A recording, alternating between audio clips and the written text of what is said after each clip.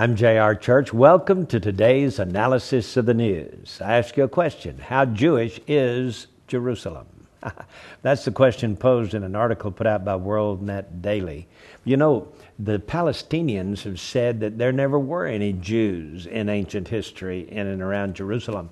In fact, no temple was ever built there. The Palestinians say there's no evidence of a Solomon's temple or a Herod's temple ever being there in the first place. I don't know how they can be so blind as to say that, but there are political reasons why a lot of archaeologists would rather not believe the Bible.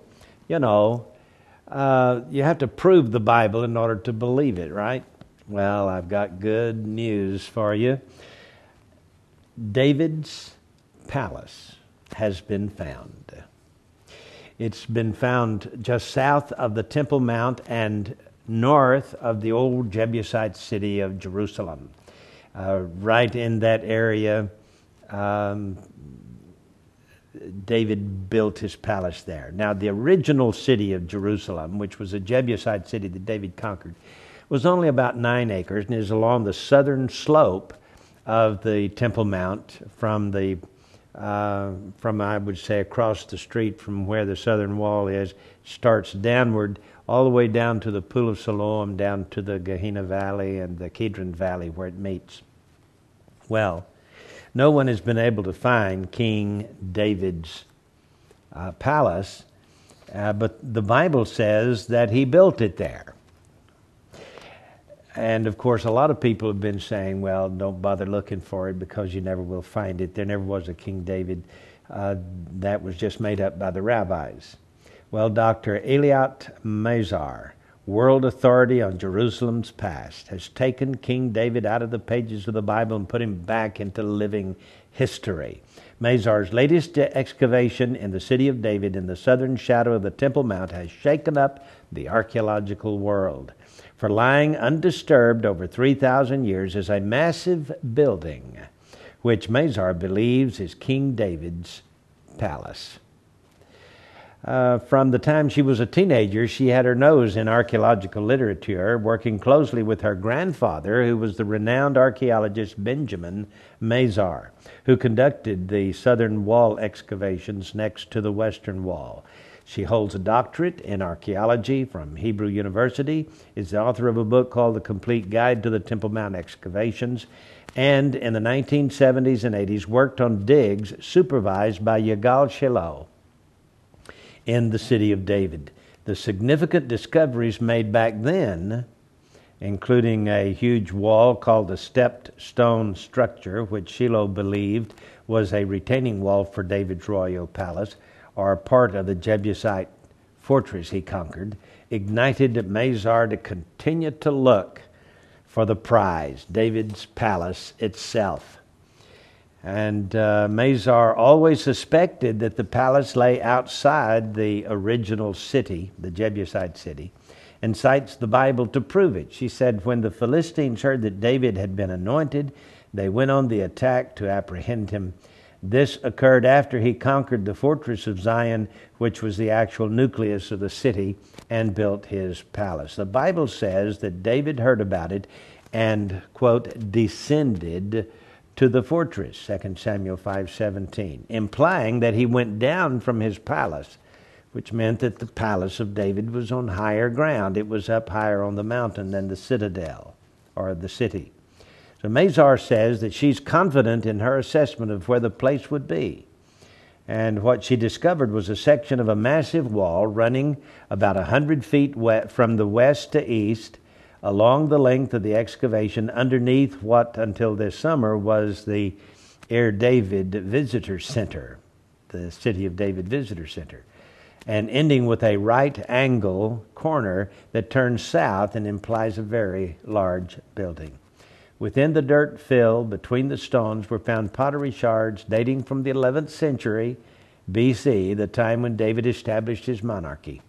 Based on the biblical text and historical evidence, Mazar assumed that David would have built his palace outside the walls of the fortified but cramped Jebusite city, which I said was only 9 acres, which existed some 2,000 years before. And in fact, the structure is built on the summit of the mountain directly on bedrock, along with the city's northern edge. No archaeological layers are beneath it, just bedrock, and that's the sign of the structure constituted a new northward expansion of the city's northern limit. What most amazed Dr. Mazar was how close the building is to the surface. It's just 3 to 6 feet underground. The cynics kept saying, there'll be so many layers, so many remnants of other cultures. It's not worth digging. It's too far down. She said, I was shocked at how easy it was to uncover it and how well preserved it was, as if it were just waiting 3,000 years for us to find it. According to the Bible, David's palace was constructed by Hiram, king of Tyre, the contemporary Phoenician ruler and his ally against the Philistines. Dr. Mazar, an expert in Phoenician construction from her excavations at Akziv on Israel's northern coast, attests that this building bears the mark of Phoenician construction, not likely to be found otherwise in the Judean hills. The Phoenician builders had developed a distinct style of stone masonry, and remains of pillars and decorative stone capitals in this particular style were discovered at the site years before, which was one clue Dr. Mazar used to look for the palace. So, David's palace has been discovered in the city of David, just south of the Temple Mount. I don't know about you, but I'm excited about that because it's a thrill to me to see that archaeology has proven biblical history to be factual. Not what some of these modernist scholars have said, that David and Solomon were just simple men around whom a legend was created or a myth was created. Not so. They really lived and ruled in Jerusalem. Well, one more item I'd like to bring to your attention. In the last 3 days, there have been 3 earthquakes over 6.0 on the Richter scale. Yesterday, there were 6 earthquakes around the world. I mean significant. There were over 4 on the Richter scale. On the 5th, there were 6 earthquakes also on the 5th. On the 6th, 6 earthquakes. On the 5th, 6 earthquakes. On the 4th, that was Saturday, there were 13 earthquakes around the world. And on Friday, there were 19. That's a lot of earthquakes. But 3 of them were over 6 on the Richter scale. Yesterday, there was a 6.1 earthquake in the Aleutian Islands. And on Sunday, that was on